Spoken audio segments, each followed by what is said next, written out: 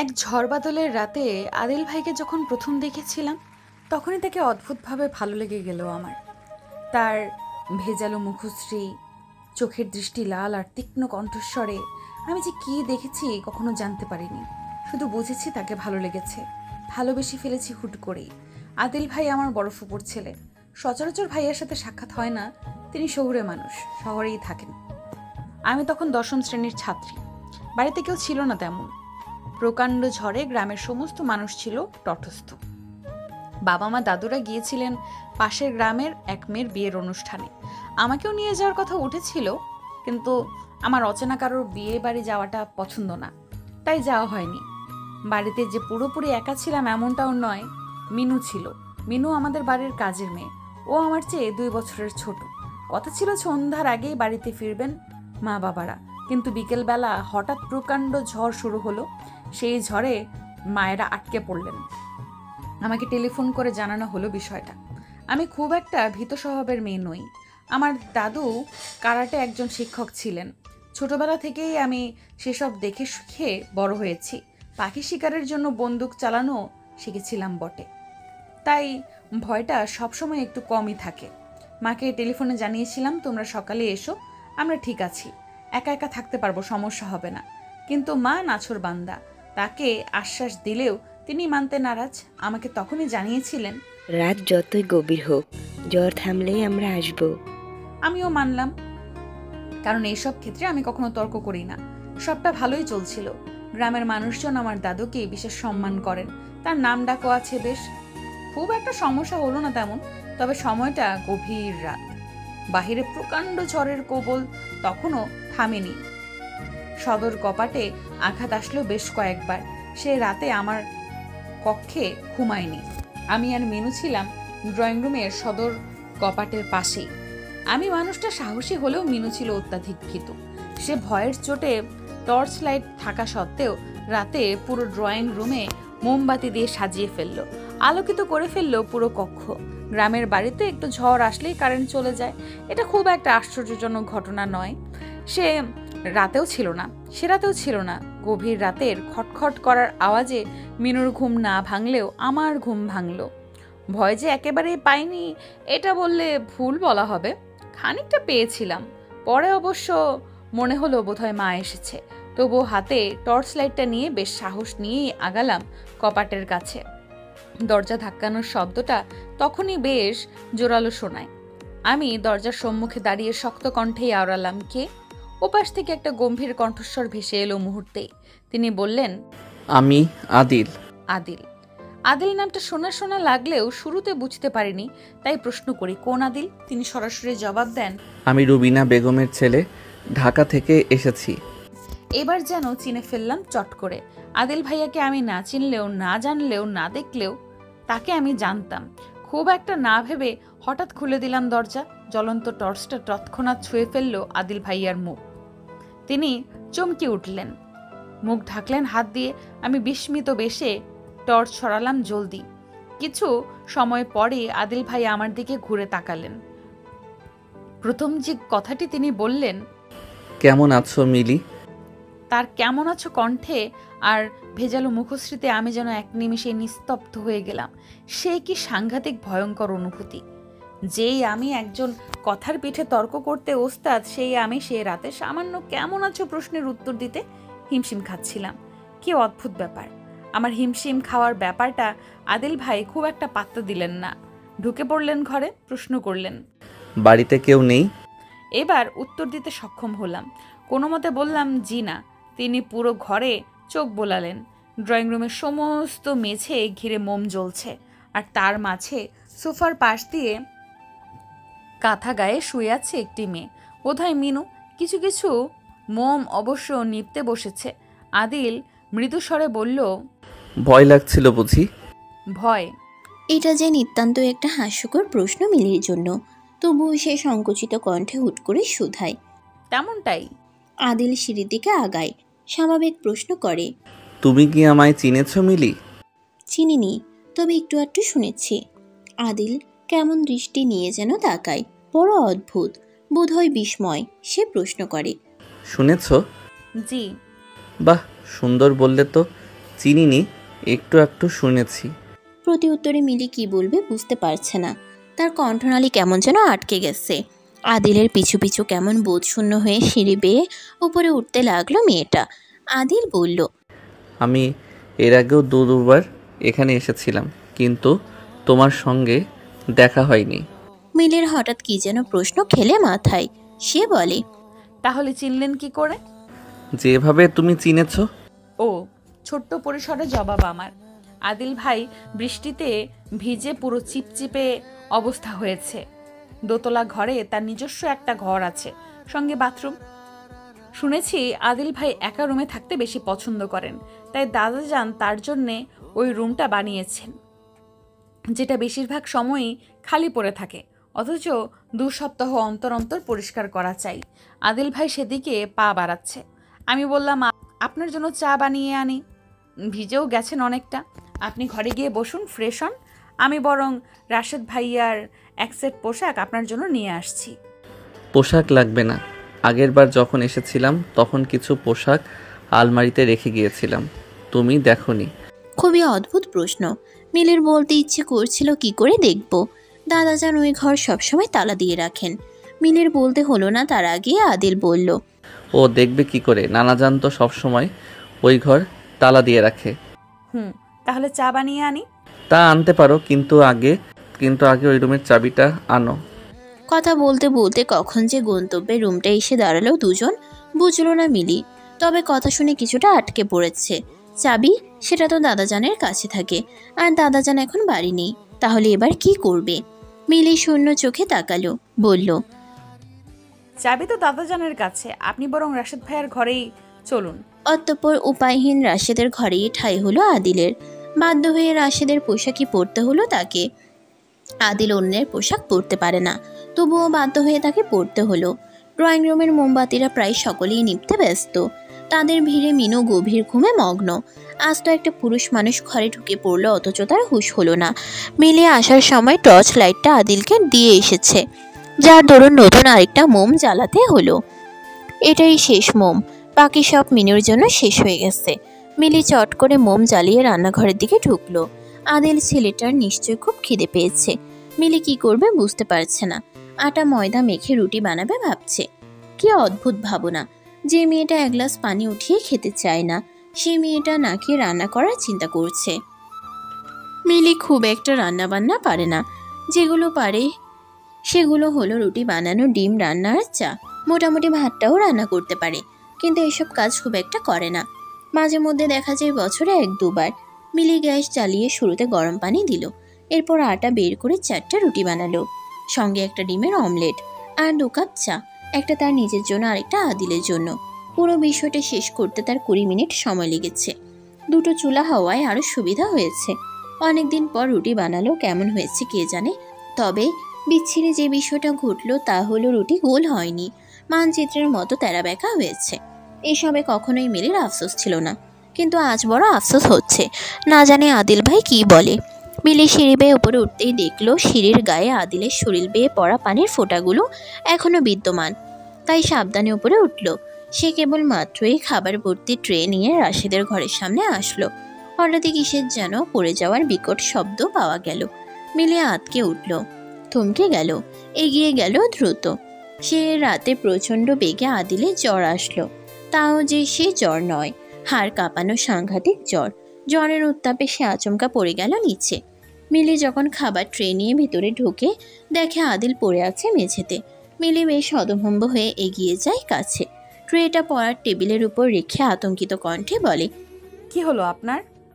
আমার নিজেকে কেমন শক্তিহীন লাগছে মিলি। মিলি চিন্তিত হয়।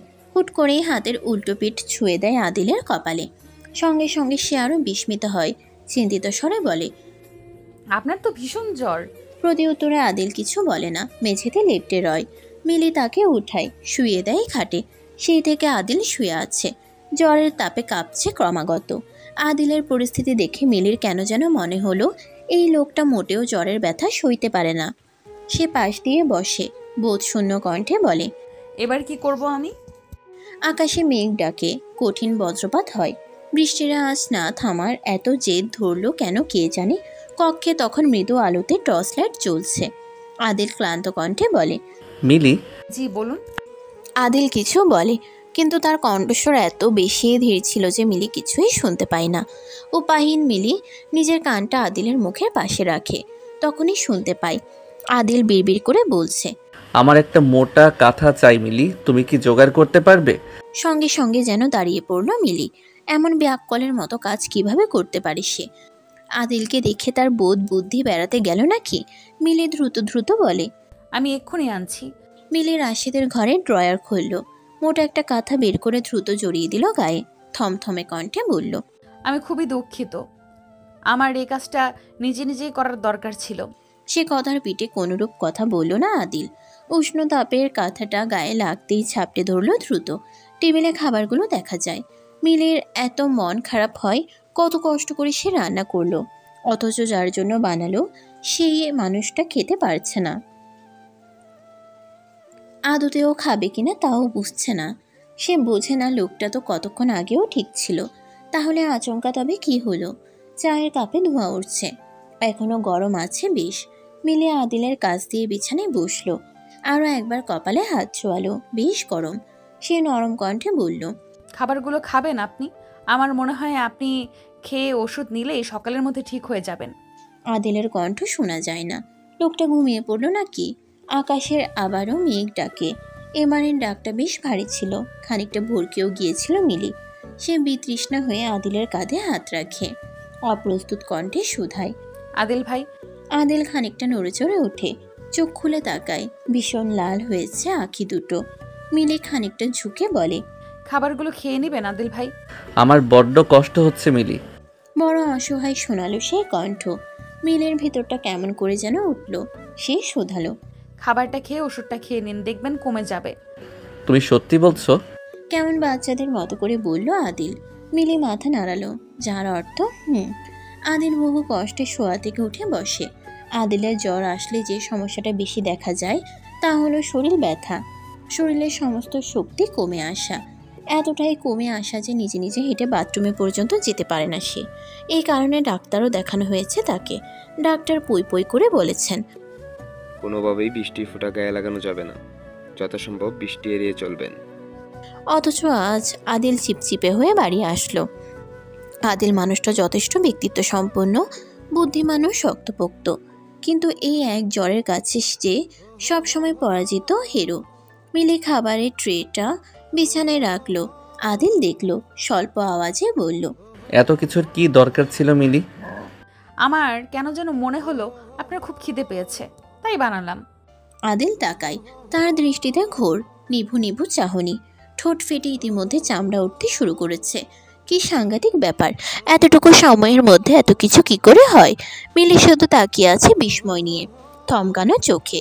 মাত্র আধ ঘন্টা সময়ের মধ্যে একটা মানুষকে জ্বর নামক সামান্যতম অসুখটা কিভাবে এত কাবু করে ফেললো? আদিল রুটি ছিঁড়ল, আর তার হাত কাঁপে। শক্তিহীন মানুষ যে ঠিক কতটা অসহায় তা বুঝতে পারে আদিল। মিলি দেখে আদিল শুরুতেই চায়ের কাপে রুটি চুবালো, কিছুক্ষণ পরই মুখে পুড়ল। বিচ্ছিরি তেতো ঠেকছে স্বাদ, তবুও বহু কষ্টে খাদ্যটা গিলল। মেয়েটা এত কষ্ট করে এ রাতে বানিয়েছে, না খেলে হয়? আদিল পুনরায় খাবার নেয়, তার হাত এত কাঁপছে। মিলির বারংবার বলতে ইচ্ছে করছিল, আপনাকে আমি খাইয়ে দিই আদিল ভাই, কিন্তু বলা যাচ্ছে না। কথাটা ঠোঁটে এসে আটকে রয়েছে ভয়ানক জড়তার সাথে। মস্তিষ্ক যেন বারংবার শুধায়, তোমার অধিকার নেই, তুমি খাওয়াতে পারো না। সে কথা উপেক্ষা করল মিলি। বেশ সাহস নিয়ে শান্ত স্বরে বলল, আমি আপনাকে খাইয়ে দেই। সেসবের দরকার নেই, তুমি বরং ঘরে যাও। এভাবে আমার ঘরে থাকাটা তোমার ঠিক হচ্ছে না। আমরা তো কোনো অন্যায় করছি না। তবুও আপনার খেতে কষ্ট হচ্ছে, হোক। আপনি বড় অবুঝ হচ্ছেন। তোমার স্পর্শ আমার ভালো লাগে না। হুট করে কি বলে ফেলল আদিল। মিলির এত খারাপ লাগলো? সে অশ্লীলভাবে ছুঁয়েছিল নাকি আদিল ভাইকে, যে তার ভালো লাগছে না? মিলি আর কোনো কথা বলল না। তার অভিমান হলো নাকি রাগ হলো বোঝা গেল না। আদিল পাত্তাও দিল না তাতে। মিলি নিজের ঘরে গিয়ে জ্বরের ওষুধ নিয়ে আসলো। আদিলের সামনে ওষুধ রেখে বলল, খাওয়া হয়ে গেলে খেয়ে নিয়েন। আমি যাচ্ছি, কোনো সমস্যা হলে ডাক দেওয়ার দরকার নেই। চলে গেল মিলি। আদিল চেয়ে রইল, বুঝলো মেয়েটা রাগ করেছে। আদিল সেসবকে বিন্দুমাত্র গুরুত্ব দিল না। অর্ধেক রুটি খেয়ে ওষুধ গিলে শুয়ে পড়ল বিছানায়। তার সর্বাঙ্গ জুড়ে ব্যথা, হালকা নড়লেও কেমন ছিনছিনে ব্যথা। আদিল চোখ বুঝল, আকাশ ডাকলো আবার। বৃষ্টির ক্রমাগত শব্দরা ধীরে ধীরে বুঝি শান্ত হতে শুরু করলো। তখন বলতে চাইল, আমরা এবার যাব। সে রাতে মোটেও ঘুম আসলো না মিলির। সোফায় শুয়ে এপাশ ওপাশ করেই কাটালো। আদিলের কথায় তার খুব কষ্ট লেগেছে। সে এতটা ঘৃণিত নয় যে তার ছোঁয়ায় আদিলের খারাপ লাগবে। সে কি অশ্লীলভাবে স্পর্শ করছিল আদিলকে? সৌজন্যতার খাতিরে কোনো মতে ধরেছিল, ডাকছিল। এত বড় কথা কিভাবে বলে দিল আদিল ভাই? পরবর্তীতে মিলি নিজেকে বুঝ দেয়, হয়তো জ্বরের ঘোরে কথাটা বলে ফেলেছে, অন্য কিছু ইঙ্গিত করে বলেনি। হতেই পারে জ্বরে তার শরীর ব্যথা, আর সেই ব্যথায় সামান্য ছোঁয়াতেও আদিল ভাইয়ার খারাপ লাগছিল। তাই হবে। পরিশেষে নিজেকে বুঝ দিতে সক্ষম হয় মিলি। মনে ব্যথা লাগার ভাবনাটা দূর হয়। সে বুঝিয়ে নেয় নিজেকে। তার কয়েক মুহূর্ত পরই ফজরের আজান শোনা যায়। বৃষ্টির বেগ থেমেছে। মিলি ফজরের নামাজ আদায় করে আবারও শুয়ে পড়ে সোফাতে। তখন শোয়া মাত্রই ঘুম আসে তার। সে সোফায় ঘুমিয়ে পড়ে। অন্যদিকে সারা রাত অবচেতন হয়ে তার পাশেই মেঝেতে লেপ্টে রয় মিনু। বাড়িতে এত কিছু ঘটে গেল, অথচ মেয়েটা জানতেই পারল না। কি অদ্ভুত, কি অদ্ভুত। ভোর হতেই বাড়ির সকলেই পা রাখলো ঘরে। সদর কপাট খোলা দেখে বিষম খেল সবাই। এ কি, কপাট খোলা কেন? আসলে কাল রাতে আদিল ঘরে ঢোকার পর মিলির শুরুতে এতটাই ঘুরেছিল যে কপাট আটকাতে ভুলে যায়, আর পরবর্তীতে এটার কথা মাথাতেই আসে না। সদর কপাট বেশ ভারী, বিপুল বাতাসেও কপাট নড়ে না, তাই সারা রাত ওটা ছিটকানিহীন থাকলেও নজরে আসলো না মিলির। ঘরের ড্রয়িং রুমে পা রাখতেই সর্বপ্রথম যে বিষয়টা নজরে আসলো সবার, তা হলো সারা ঘরে মোমের সাদা অংশ গলে আছে, আর তাদের মাঝখানে এক মেয়ে সোফাতে কাঁথা গায়ে ঘুমিয়ে আছে, আরেক মেয়ে মেঝেতে কাঁথা দিয়ে ঘুমোচ্ছে। মোমের এই কাণ্ডটা কে ঘটাতে পারে তা মোটামুটি সবাই ধরতে পেরেছে। কেউ কোনো কথা বলল না।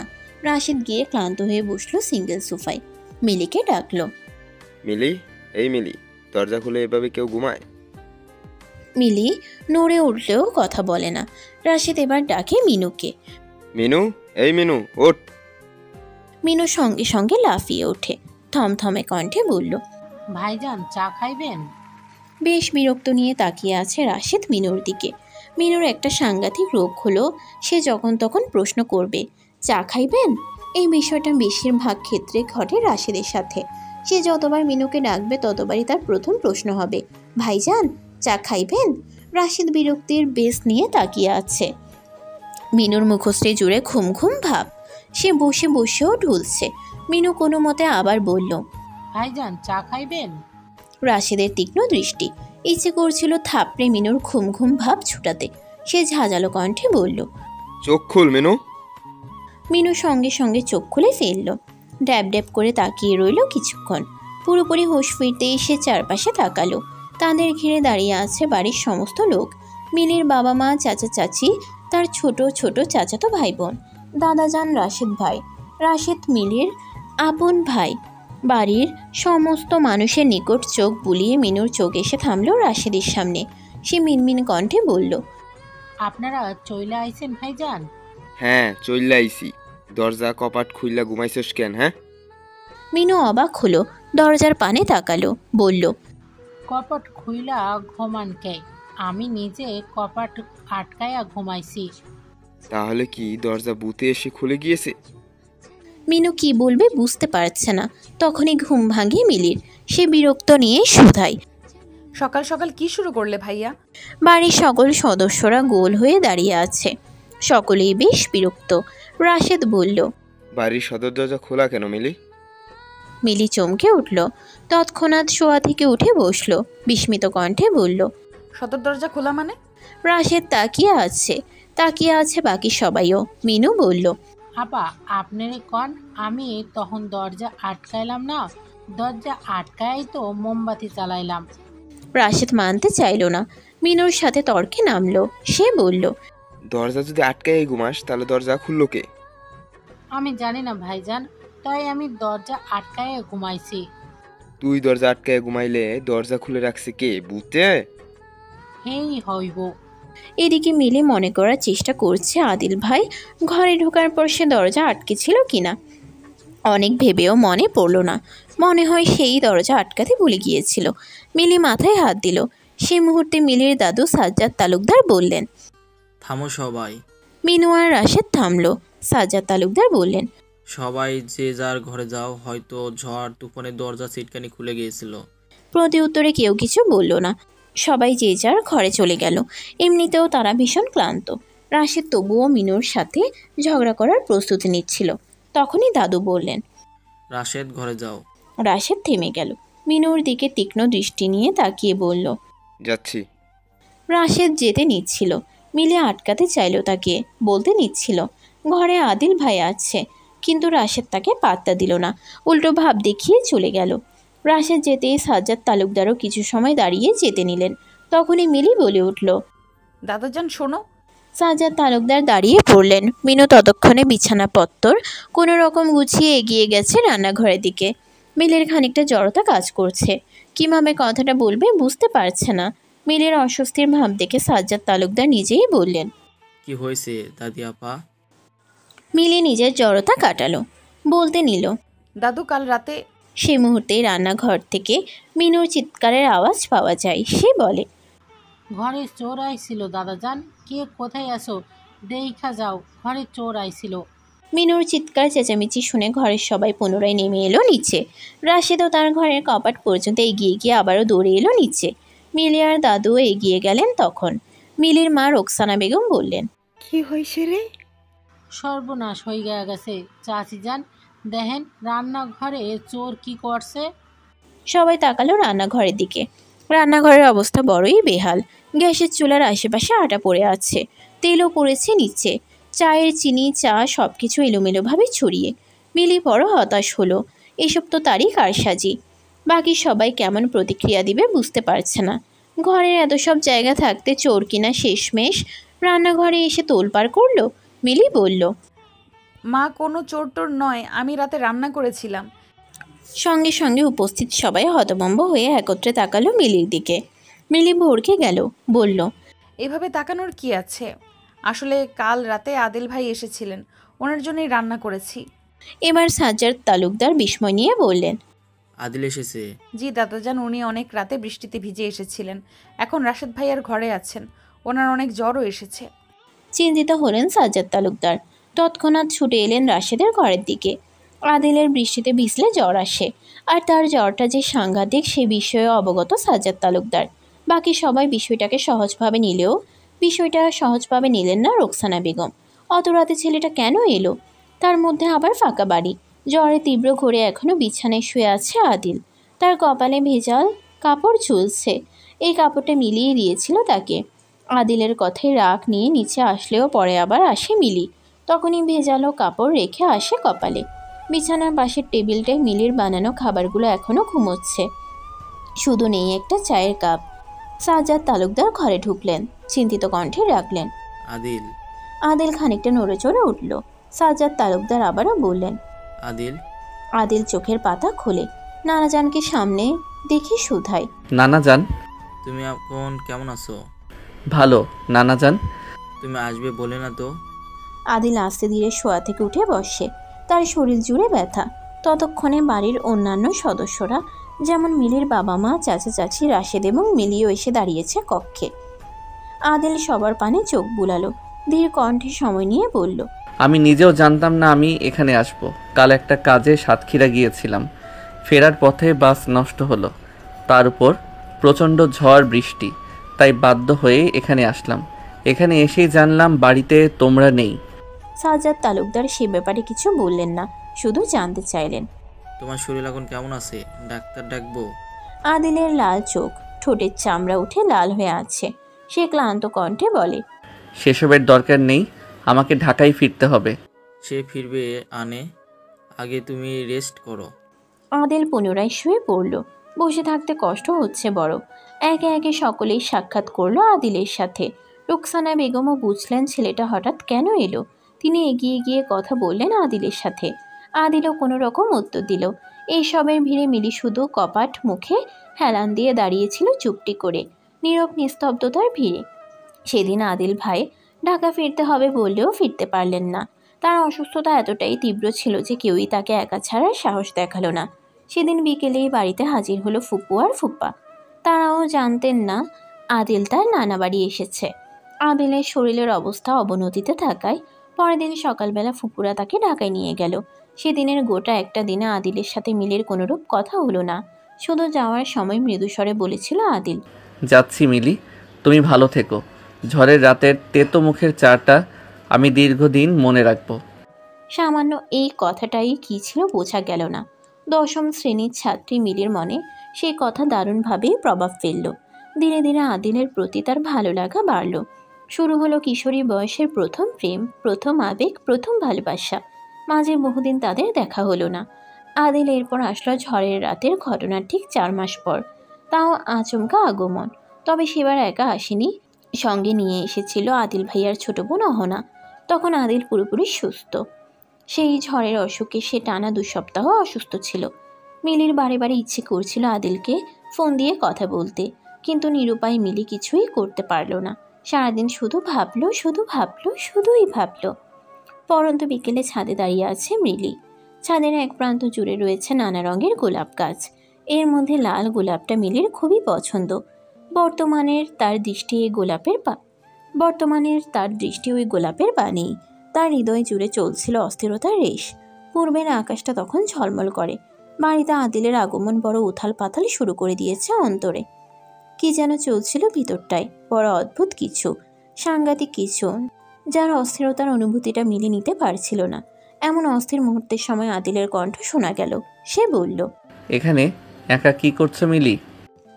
মিলি থমকে যায়, চমকে উঠে, পিছন ফিরে তাকায়। আদিল তখন তার থেকে 5 হাত দূরত্বে দাঁড়ানো। সে এগিয়ে আসে। আদিল যত কাছে এগিয়ে আসে মিলির ততই অস্থিরতা বাড়ে। বুকের ধুকপুকানির শব্দগুলো যেন আরও শক্ত বেশি শোনা যায়। আদিলের থেকে মিলির দূরত্ব যখন 1 হাত, তখন আদিল বলল, কি হলো, কথা বলছো না কেন? একা একা কি করছো? মিলি তাকিয়ে থাকে, কোনো রকমে উত্তর দেয়, কিছুই না। সত্যিই কি কিছু না? আমি তো দেখছি না। অথচ আমি দেখতে পাচ্ছি। মিলি বিস্মিত হয় আদিলের কথা শুনে, প্রশ্ন করে, কি দেখতে পাচ্ছেন শুনি? এই যে তুমি ভাবছো, কারো ভাবনায় মগ্ন আছো। কথা শুনে মিলি যে একদমই চমকায়নি তাও নয়, চমকেছে, তবে প্রকাশ করলো না। সে বলল, আপনি ভুল দেখছেন। মৃদু হাসে আদিল। মিলির ভেতরটা কেমন যেন করে ওঠে। সে আচমকা বলে ফেলে, আপনি মারাত্মক সুন্দর হাসেন আদিল ভাই। কথাটা বলেই ঠোঁট কামড়ে ফেলল মিলি। ছি, এসব কি বলে দিল সে? নিজের আবেগ অনুভূতি নিজের মধ্যেই রাখা যাচ্ছে না কেন? আদিল বিষয়টা নজরে দিল কিনা বোঝা গেল না, কারণ সে কোনোরূপ প্রশ্ন করল না, কোনো ভাবভঙ্গি বদলালো না। মনে হলো কথাটা শুনতেই পায়নি। মিলি তাকায়। আদিল বলে, কখনো কারো প্রেমে পড়েছো মিলি? মিলি চমকায়, ভরকায়, সাংঘাতিক অবাক হয়। আদিল তার চোখে চোখ রাখে, আবারও জানতে চায়, কখনো কারো প্রেমে পড়েছো মিলি? মিলি বলে না, চুপ করে রয়। আদিল তৃতীয়বারের মতো বলে, বলবে না? মিলি লাজুক হয়, মাথা নুইয়ে ফেলে, মৃদু স্বরে বলে, জানি না। জানো না? না। তুমি অপেক্ষা করতে পারবে মিলি? মিলি আবারও যেন চমকায়। আদিল ভাইয়ের কোনোরূপ কথা তার মাথা ঢুকতে চায় না। সে শুধায়, কিসের অপেক্ষা? বাদ দাও, বলতে ইচ্ছে করছে না। অদ্ভুত লাগলো না? লাগলো বুঝি? আপনি কি আমার সাথে মশকরা করছেন? বোধহয় করছি। খানিকটা হাসলো আদিল, বলল, যাই মিলি, তুমি বরং থাকো। মিলিকে কিছু বলার সুযোগ দিল না আদিল। যেভাবে হুট করে এসেছিল সেভাবেই হুট করে চলে গেল। মিলি শুধু তাকিয়ে রইল বিস্ময় নিয়ে, বিস্মিত হয়ে। মাঝে অনেকগুলো দিন কেটে গেল। মিলি মাধ্যমিক পরীক্ষা শেষ করে ঢাকায় এসেছে। তবে একা আসেনি, সপরিবারে এসেছে। এর পিছনে কারণ আছে। আদিল তার ক্যারিয়ার গড়তে 3 বছরের জন্য বিদেশ যাবে। অনার্স কমপ্লিট করে বিদেশ যাওয়াটা কতটুকু যৌক্তিক ঠিক জানে না মিলি, তবে বড় কষ্ট হচ্ছে। 3 বছরের জন্য আদিল ভাইয়ার সাক্ষাৎ পাবে না। তার প্রতি গড়া অনুভূতিগুলো যে দিনে দিনে আরও ভয়ঙ্কর রূপ নিয়েছে। তার কি করবে মিলি? আদিলদের বাড়িটা বেশ বড়, তাদের নিজস্ব বাড়ি। বাড়ির সামনে মস্ত বড় উঠোন।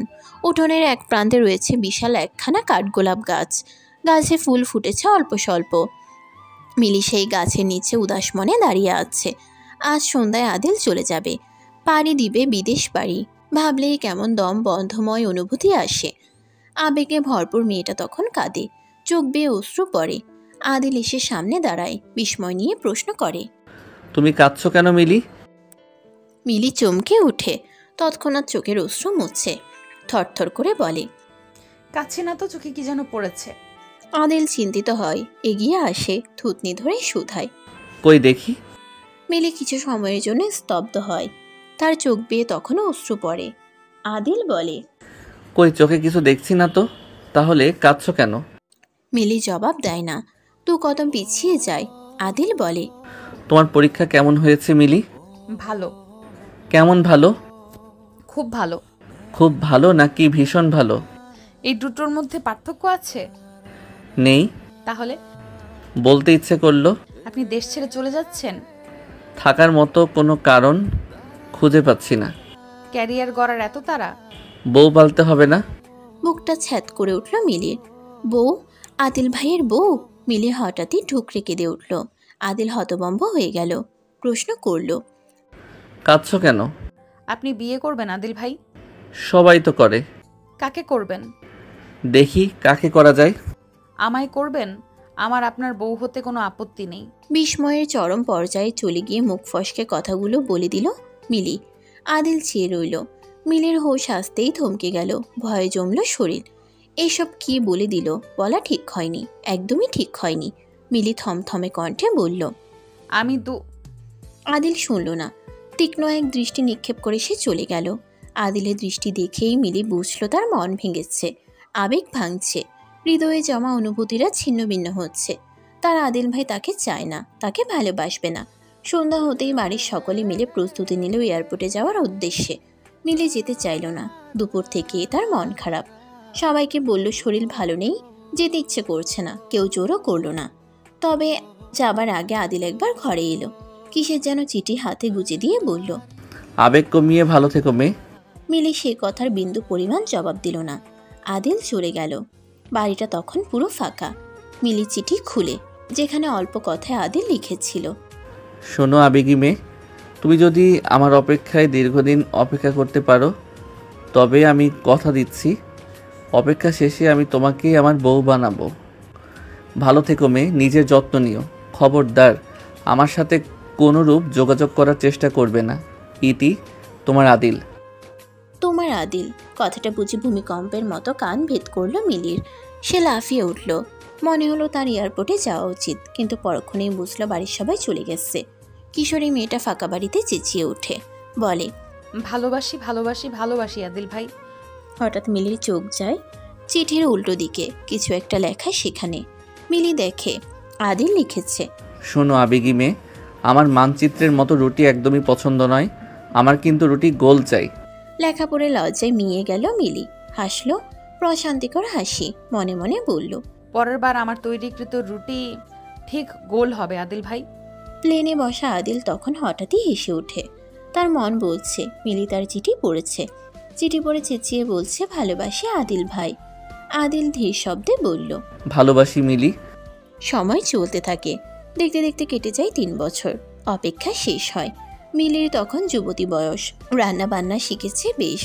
এখন আর রুটি মানচিত্রের মতো হয় না, গোল হয়। আদিলও পরিপূর্ণরূপে সুপুরুষ হয়েছে আগের চেয়েও সুদর্শন। বিদেশ থেকে ফিরে সে সর্বপ্রথম সাক্ষাৎ করে মিলির সাথে। মিলি সেদিন শখের বশে মায়ের বিয়ের শাড়ি পরেছে, লাল টুকটুকে রং তার। বাড়ির ছাদে আদিল তাকে দেখল, মুগ্ধ হলো, সোজা প্রশ্ন করলো। আমার অপেক্ষাকৃত ছিলে তো মিলি? মিলি লাজুক হাসে, স্বল্প উত্তরে বলে। আবেগ কমছে ঠিকই, কিন্তু আপনার প্রতি আমার ভালোবাসা কমেনি আদিল ভাই। আদিল খুশি হয়, অভিযোগ স্বরে জানায়। ভাই বাদ দাও মিলি, তোমার মুখে ভাই ডাক শুনতে আমার বড্ড অসহ্য লাগে, যেভাবে অসহ্য লেগেছিল জ্বরে ঘোরে তোমার স্পর্শ। সেবারেই মার্চ মাসেই মিলি আর আদিলের বিয়ে ঠিক করা হলো। কারণ আদিল বিদেশ যাওয়ার আগে বাড়ির সবাইকে বলেছে সে মিলিকে বিয়ে করতে চায়। কথাটা শুরুতে মিলির মার ভালো না লাগলেও এখন আদিল ছাড়া কাউকে জামাই হিসেবে মানতে পারেন না। আদিল যথেষ্ট বুদ্ধিমান ছেলে, মিলির জন্য তাকে রাখতে কেউই নারাজ হলো না। আদিল খুশি হলো। বিষয়টা গোপন রাখা হলো মিলির কাছে। আয়নার সামনে ফাঁকা ঘরে বধূর বেশে বসে আছে মিলি। সে এক ঝড় বাদলের রাতে আদিল ভাইয়ের হঠাৎ আগমন, তার কিশোরী মনে ভালোবাসা ভর করা। কত দিনগুলোর কাটানো সকল মুহূর্তের সব কিছুই একে একে ভাবছিল সে। আয়নায় নিজেকে দেখল। কত দিনের অপেক্ষা আজ পূর্ণতা পেতে চলেছে। সেই 3.5 বছর আগের অনুভূতিরা এখনো টকবক করে ফুটছে অন্তরে। চোখের সামনে ভাসছে আদিলের লেখা একখানা চিঠি। 2 দিন আগে রাশেদ ভাইয়ের হাতে চিঠিটা পাঠিয়েছিল আদিল। সঙ্গে বলেছিল বিয়ের দিন আমি আসার আগে পড়বে। ইতিমধ্যে জানা গেছে বরের গাড়ি গ্রামের রাস্তায় ঢুকেছে। মিলি চিঠি খুলল, যেখানে আদিল লিখেছে, শোনো আবেগী মেয়ে, তোমায় যখন প্রথম দেখেছিলাম, তাও সশরীরে নয়, শুধুমাত্র ছবির ফ্রেমে তোমারই কক্ষে টাঙানো, তখনই ছবির তুমিটাকে আমার অদ্ভুতভাবে ভালো লেগে গেল। সেই ভালো লাগা আদতে ভালোবাসা কিনা সেটা বুঝতে আমি দ্বিতীয়বার তোমাদের বাড়ি গেলাম, অথচ তখন তোমার দেখা পেলাম না। আমি পুরা সন্ধ্যা পর্যন্ত তোমার অপেক্ষায় ছিলাম, অথচ তুমি তোমার বন্ধুদের পিকনিক আসরে এত মগ্ন ছিলে যে এলেই না। আমি বড্ড হতাশ হলাম, ফিরে এলাম। এরপর বহুবার ভেবেছি তোমায় দেখতে যাব, কিন্তু কিছুতেই যেন সময় হয়ে উঠছিল না। ভার্সিটি, পড়াশোনা, অ্যাসাইনমেন্ট, অনার্স কমপ্লিটের তার উপর হুটহাট আমার অসুখ, সব মিলিয়ে আমি যেন সবেতে হিমশিম খাচ্ছিলাম। এরপর আচমকা ওই ঝড়ের রাতের আমি সেদিন জানতাম তুমি বাড়িতে একা থাকবে, কারণ রাশেদের সাথে তার আগের দিন আমার কথা হয়েছিল। কথার তালে তালেই বলেছিল বাড়ির সবাই পাশের গ্রামে বিয়ে খেতে যাবে, কিন্তু তুমি যাবে না। আমি কেন যেন সেদিন বড় খুশি হলাম, সিদ্ধান্ত নিলাম পড়াশোনার পার্টটাকে একদিনের ছুটিতে বিরতি দিয়ে একা বাড়িতে তোমার সঙ্গে দেখা করতে যাব। আমাকে আবার এই জন্য বাজে ভেবো না, আমি মোটেও বাজে নই। আমি শুধু চেয়েছিলাম সেদিনের পুরোটা সময় আমার শুধু তোমার সাথেই কথা হয়। কথা মতো বের হলাম, কিন্তু রাস্তায় বাজলো ঝামেলা, বাস নষ্ট হলো, আমি ঝড়ে আটকা পড়লাম। আমার পৌঁছাতে পৌঁছাতে বেজায় রাত হলো, তবুও আমি আনন্দিত ছিলাম। তোমার প্রথম কণ্ঠস্বর আমাকে বেজায় আনন্দ দিল। আমি আসলে নানাজানকে সেদিন মিথ্যা বলেছিলাম। আমি আসলে কোনো কাজে যাইনি, আমি তোমার সাথে দেখা করতে গিয়েছিলাম, কিন্তু এমন জ্বর বাঁধিয়ে ফেলবো বুঝতে পারিনি। সেদিন তোমার স্পর্শ মন্দ লাগছে কথাটা শুনে দুঃখ পেয়েছিলাম, আমি জানি। কি করব বলো, তোমাকে সরানোর জন্যই কথাটা বলা লাগলো। পুরুষ মানুষ হুটহাট কী করে বসি বলা তো যায় না। অভিযোগ নিও না কেমন। তোমার মানচিত্রময় রুটির কথা আমি আজও ভুলিনি, আর ভুলতে চাইও না। তুমি সেদিন যখন ছাদে বসে বললে আমার হাসি সুন্দর, আমি কিন্তু সে কথা শুনেছি, হয়তো বুঝতে দেইনি, কিন্তু শুনেছি। আর শুনেছি বলেই তোমায় অপেক্ষায় রাখতে আমি এতটা সাহস পেয়েছি। তোমায় বড্ড ভালোবাসি বউ, আর তো কিছুক্ষণ, এরপরে তুমি আমার হবে। পুরো তুমিটা আমার হবে, একান্তই আমার হবে। আমার নিজেকে বড্ড পাগল পাগল লাগছে মিলি, আর লিখতে পারছি না। বাকিটা না হয় বাসর ঘরে বলবো। ইতি, তোমার একান্ত তুমিটা, আদিল। চিঠি শেষ হলো। বাহিরে শোনা গেল, জামাই এসেছে। এই কে কোথায় আছো? দেখে যাও, মিলির জামাই এসেছে। কথা শুনে মিলি লাফিয়ে উঠল। তৎক্ষণাৎ ছুটে গেল জানালার ধারে। জানালার পর্দা সরাতেই দেখা গেল আদিলকে। বর বেশে মাথায় পাগড়ি পরে দাঁড়িয়েছে মানুষটা। মিলির একান্ত কাছের মানুষ। এক ঝড় বাদলের রাতে উথাল পাথাল করে দেওয়া হৃদয়টার একান্ত ব্যক্তিগত মানুষ। এই তো আর কিছুক্ষণ, এরপরই তাকে জড়িয়ে ধরে বলা যাবে, ভালোবাসি, ভালোবাসি, আপনাকে বড্ড ভালোবাসি। সমাপ্ত।